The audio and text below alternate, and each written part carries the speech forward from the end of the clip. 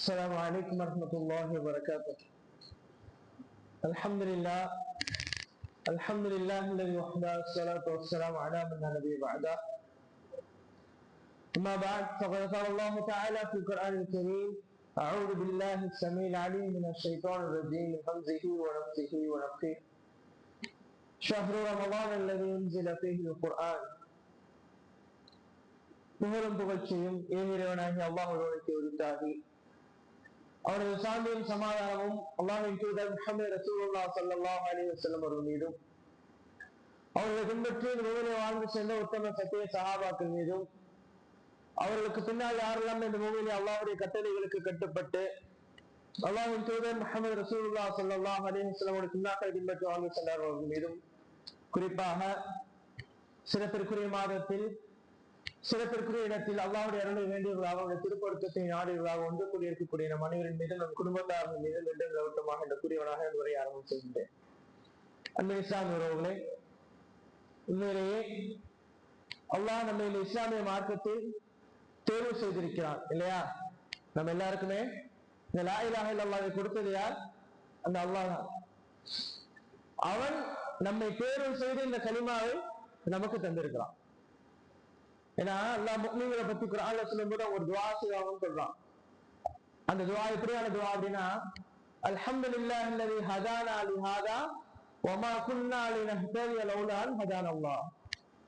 அல்ஹம்துலில்லாஹ், புகழ் அனைத்தும் இறைவன் ஒருவனுக்கு, அவனுக்கு அல்லாஹ்வுக்கு மட்டும்தான் புகழ் அனைத்தும். அவன் எப்படிப்பட்டவன் தெரியுமா? அல்லது ஹதானா லிஹாதா, இந்த நேர்வழி அவன் தான் எனக்கு காமிச்சது. இந்த நேர்வழி யார் தான் எனக்கு காமிச்சது? அவன் தான் எனக்கு காமிச்சது. வமா குன்னா லினஹ்ததிய லௌலா அன் ஹதானல்லாஹ், அவன் எங்களுக்கு காண்பிக்கவில்லையானால் நாங்கள் இந்த நேர்வழியை அடையக்கூடியவர்களாக ஒரு காலமும் இருந்திருக்க மாட்டோம் என்கிற ஒவ்வொரு முஃமினும் புரிந்தவனாக இந்த நேர்வழியை பெற்றவனாக இருப்பான். இன்னைக்கு என்னமோ நம்முடைய மார்க்கத்துடைய பலவீனங்கள் எல்லாத்துக்கும் காரணம், நேர்வழி கஷ்டம் இல்லாமல் எந்த விதமான சோதனைகளும் இல்லாமல் வழங்கப்பட்டதுதானோ என்கிற ஒரு கேள்வி நம்மளுக்கு மத்தியில் இருந்துகிட்டே இருக்கு.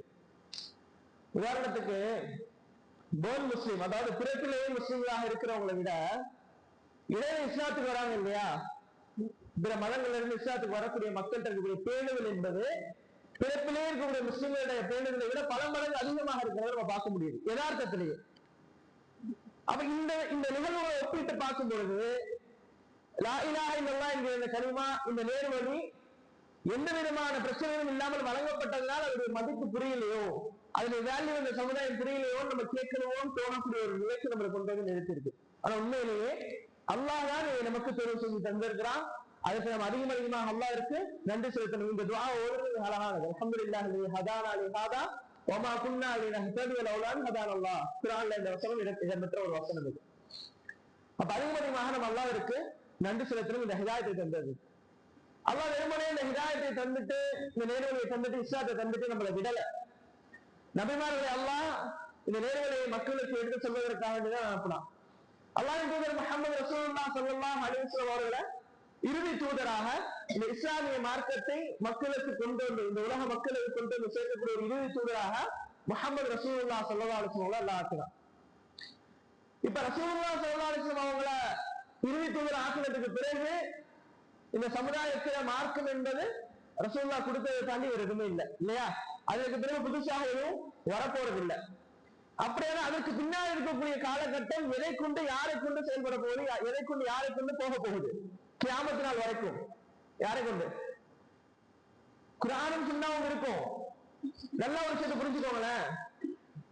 குர்ஆனும் சுன்னாவும் தான் சஹாபாக்களுடைய காலத்தில் இருந்துச்சு இல்லையா? சஹாபாக்களுடைய காலத்துக்கு பின்னாடியும் குர்ஆனும் சுன்னாவும் தான் இருந்துச்சு.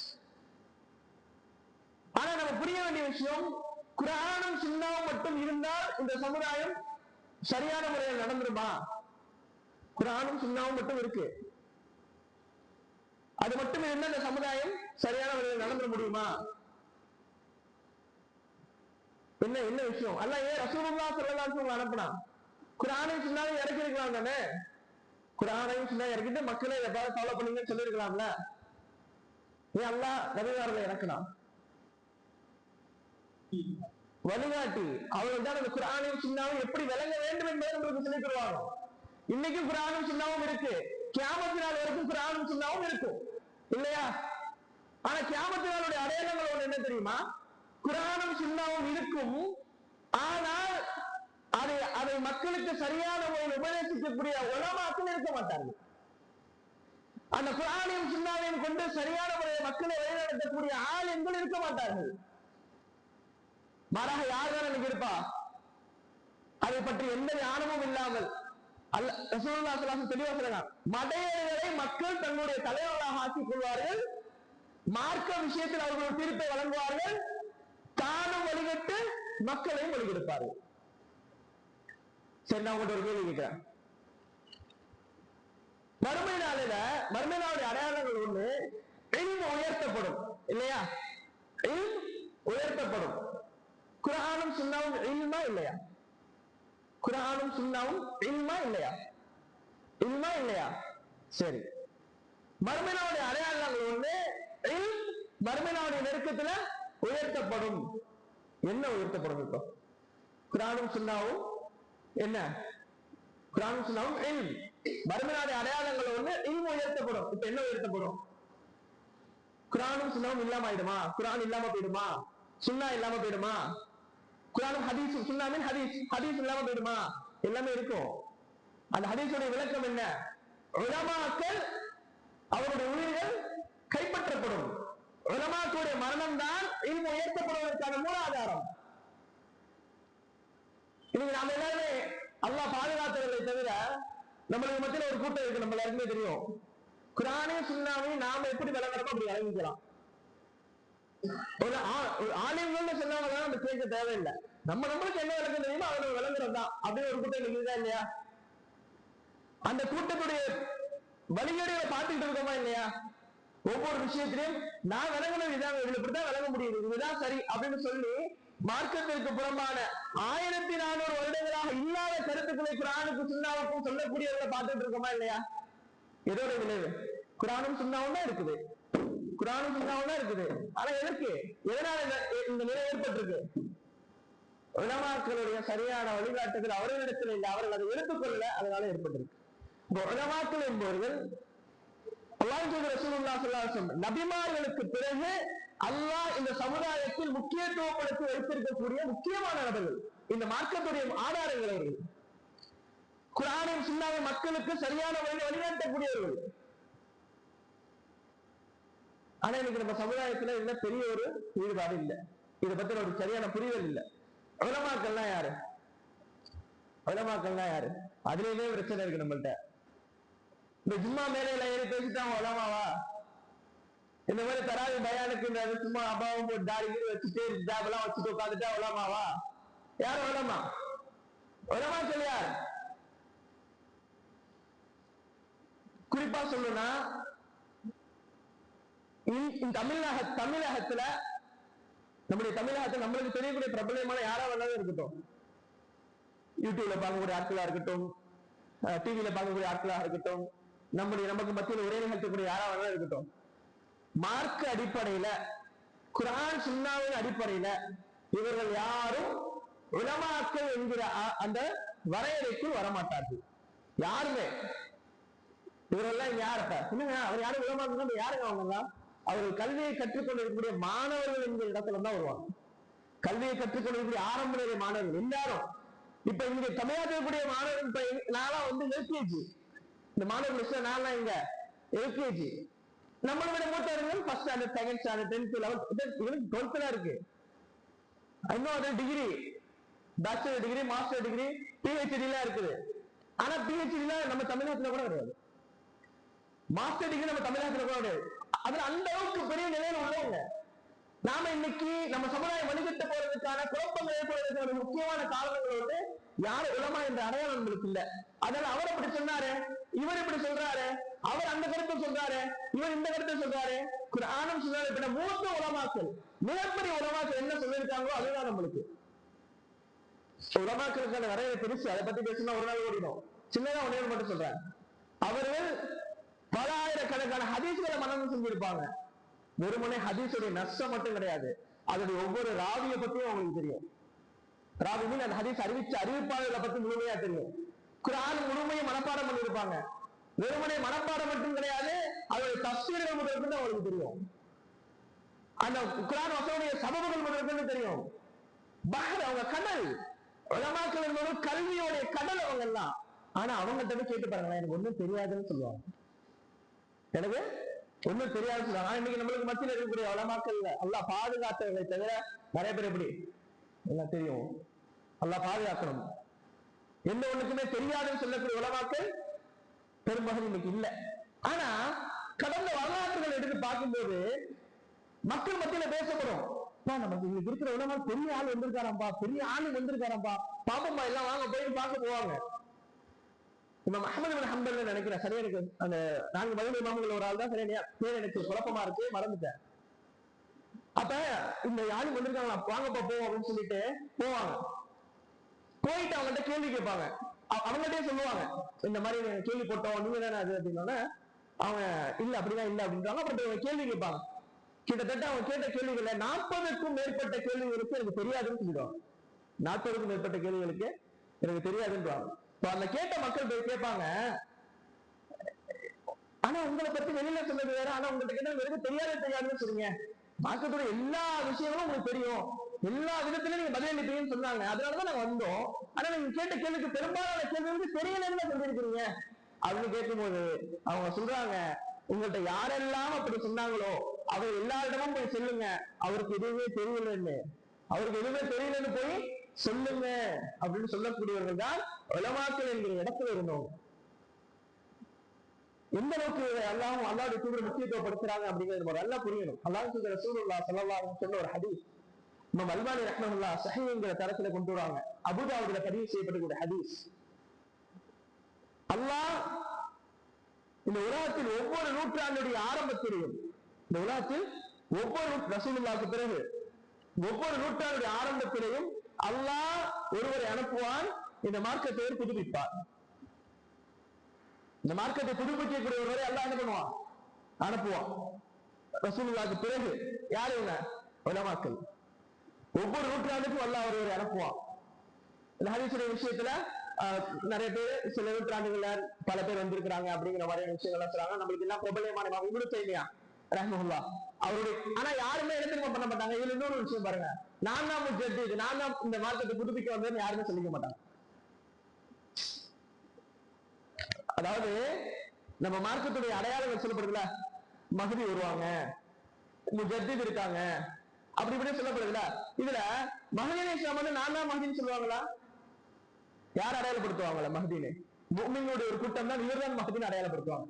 அப்ப மார்க்கத்துடைய நல்லவர்கள் யாரும் அல்லாஹ்வும் அல்லாஹ்வுடைய சொன்ன அடிப்படையில் அவர் வந்திருப்பார்கள். ஆனால் யாரும் தன்னைத்தானே அடையாளப்படுத்திக் கொள்ள மாட்டார்கள். முஃமின்களுக்கு அல்லாஹ் அவர்களை அடையாளப்படுத்துவார்.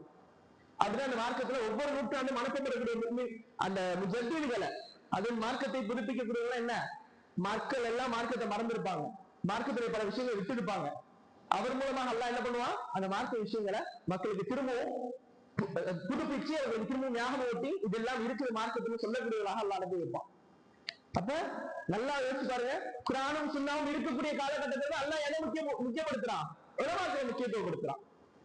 இன்னைக்கு நம்மளுக்கும் உலமாக்களுக்கும் இடையில உள்ள தொடர்பு தூரமாக்கப்பட்டுச்சு, குழப்பங்கள் நம்மளுக்குள்ள அதிகமாக்கப்பட்டுச்சு. இதுதான் விஷயம் இல்லையா? இன்னைக்கு இன்னும் சொன்னா அல்லாஹ் பாதுகாக்கணும்.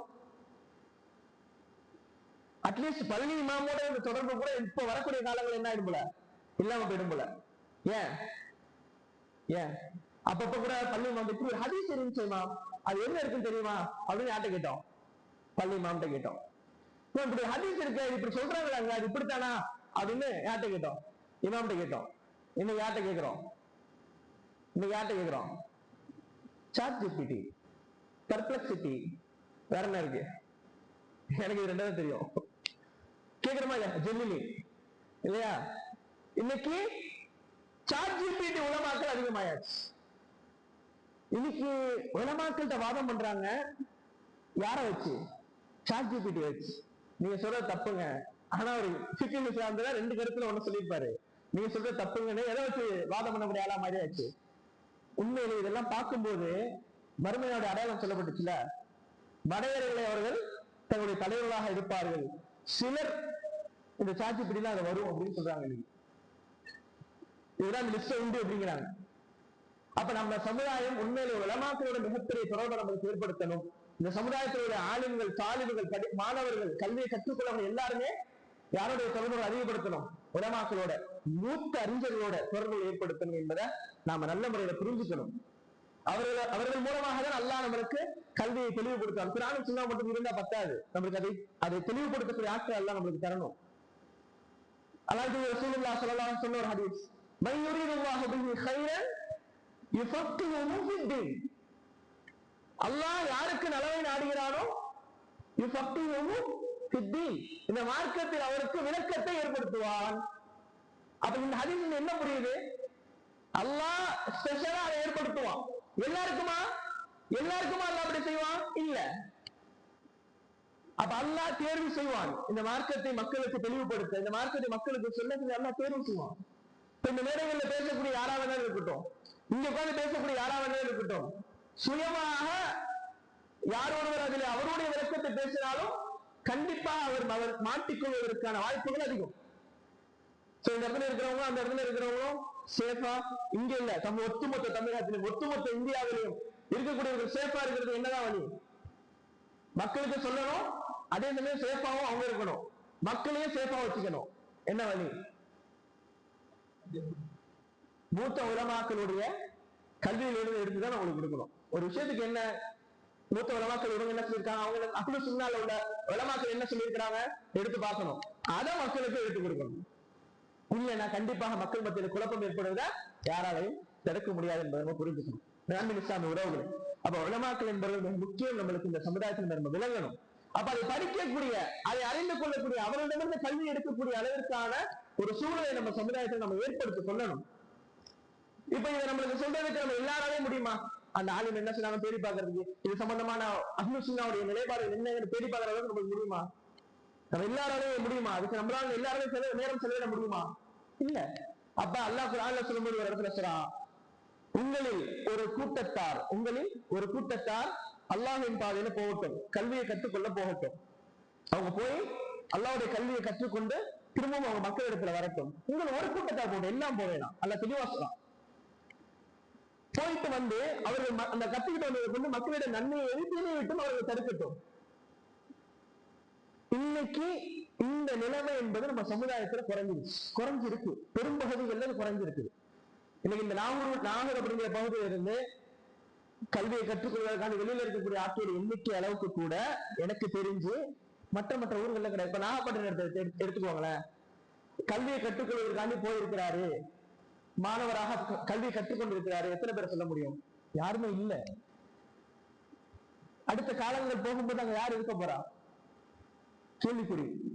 நாகூர்ல அல்ஹம்துலில்லாஹ் எனக்கு தெரிஞ்சு குறைஞ்சது 3-4 பேருக்கு மேல அல்ஹம்துலில்லாஹ் அல்லாஹ்வுடைய கல்வியை கற்றுக்கொள்வதற்காக வெளிநாடுகள், மதீனால, மக்கால படிக்கக்கூடிய என்னுடைய சகோதரர்கள் நம்மளுக்கு தெரியும்.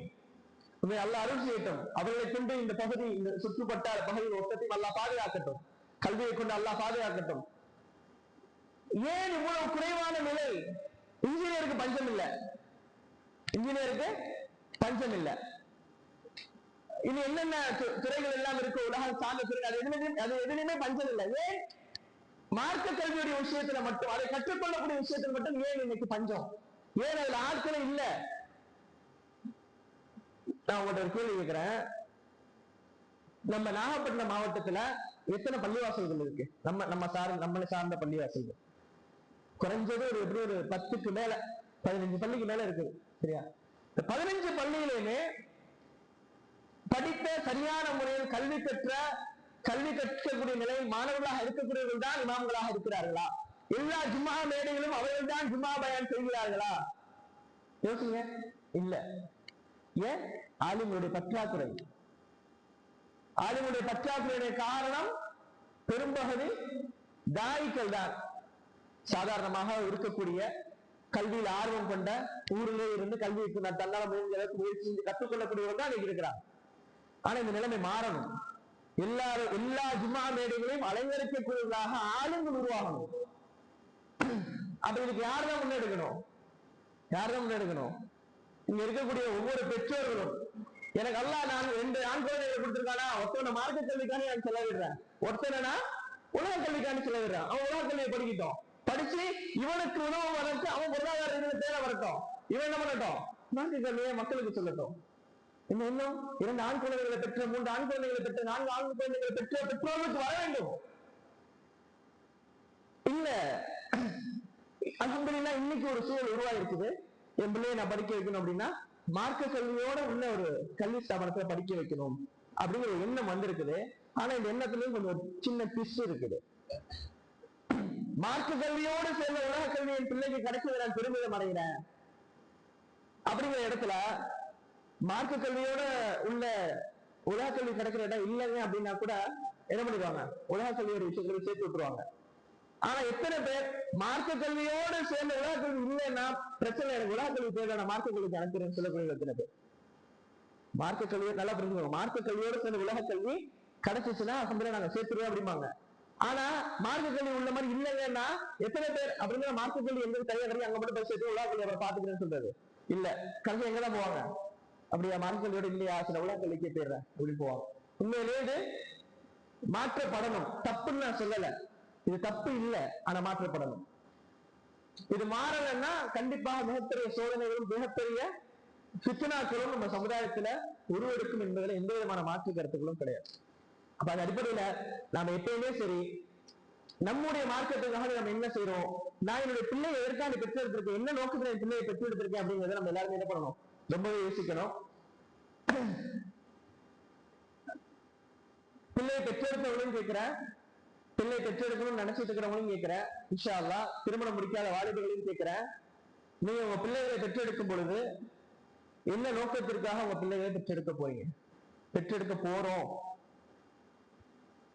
பெற்று எடுத்திருக்கிறோம், என்ன நோக்கத்தோட பிள்ளையை பெற்றெடுக்க போறோம்.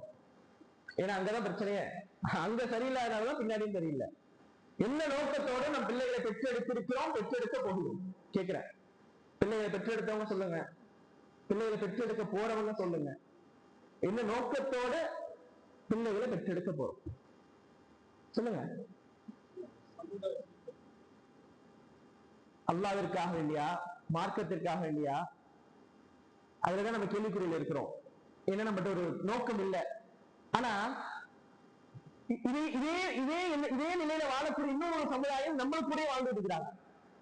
இதே நிலையில தன் பிள்ளையை பெற்றெடுக்கக்கூடிய நோக்கத்தை அவர்கள் சரியான முறையில் புரிஞ்சு நடந்துட்டு இருக்காங்க. பலஸ்தீன், சிரியா, பலஸ்தீன், காசா போன்ற இடங்கள்ல உள்ள அஹ்லுஸ் சுன்னah வல் ஜமாஅவை சார்ந்த மக்களுடைய எண்ண ஓட்டத்தை கொஞ்சம் போய் பாத்தீங்கன்னா அவருடைய வாய்களில், அவருடைய நாவுகள் வந்து தெள்ள தெளிவாக அவங்க சொல்றாங்க, எங்க பிள்ளைகளை நாங்க ஷஹீதாக வேண்டும் என்பதற்காக தான் பெற்றெடுக்க போறோம். பிள்ளைகளை எதுக்காக பெற்றெடுக்க போறாங்க? நாம பிள்ளைகளை எதுக்காக பெற்றெடுப்போம்? பொதுவா பேசுற நானும் சரி, நல்லா வளர்க்கணும், நல்லா அவனை வந்து அவன் சந்தோஷம், அவன் நல்லா வாழ்றதை பாக்குற அளவுக்கு நான் அவன் வளர்த்து எடுக்கணும் இல்லையா? ஆனா அவங்களோட எண்ணம் என்னவா இருக்கு தெரியுமா? அவன் ஷஹீதாகும். தன் கணவனை இழந்த ஒரு பெண் சொல்றாங்க, கணவன் ஷஹீத் ஆயிட்டாரு, தன் கணவன் ஷஹீதான ஒரு பெண் சொல்றாங்க, எனக்கு 3 ஆண் குழந்தைங்க இருக்காங்க, அவர்களையும் ஷஹீதாவதற்காக தான் வளர்த்தெடுப்பேன். தன் பேர குழந்தைகளை இருந்த ஒரு பாட்டி சொல்றாங்க, அவருடைய 4 மகன்களை இழந்த ஒரு பாட்டியா சொல்றாங்க, நான் என்னுடைய 4 மகன்களை இழந்து விட்டேன், எனக்கு இன்னும் 2 பேர குழந்தைங்க இருக்கிறாங்க, அவர்களையும் நான் ஷஹீதாவதற்காக வளர்க்க செய்வேன். அவருடைய உள்ளம் ஷஹீத் ஆசைப்படுது, அவங்கள்ட்ட நோக்கம் இருக்கு, பிள்ளைகளை பெற்றெடுக்கிறதுல அவங்களுக்கு நோக்கம் இருக்கு, மார்க்க நோக்கம், இஸ்லாமிய நோக்கம், அல்லாஹ்வை அடிப்படையாக கொண்ட, அல்லாஹ்வின் கூடி அடிப்படையாக கொண்ட நோக்கம் இருக்குது. நம்ம சமுதாயத்துல அல்லாஹ் பாதுகாத்தவர்களை தவிர பெரிய அளவு நம்ம பிள்ளைகளை பெற்றெடுப்பதையும் அதை வளர்ப்பதையும் நோக்கம் இல்லாமல் நம்முடைய நாட்கள் கடந்து போய்கிட்டு இருக்கு, வாழ்க்கை ஓடிக்கிட்டு இருக்கு. உண்மையில இந்த நிலைமை மாறணும். இந்த நிலைமை மாறாத வரைக்கும் கண்டிப்பாக நம்மளுக்கு மத்தியில மிகப்பெரிய ஒரு நல்ல ஒரு இஸ்லாமிய கட்டமைப்பு உருவாக்க முடியாதுங்கிற சூழல் நம்மளுக்கு மத்தியில ஏற்படும்.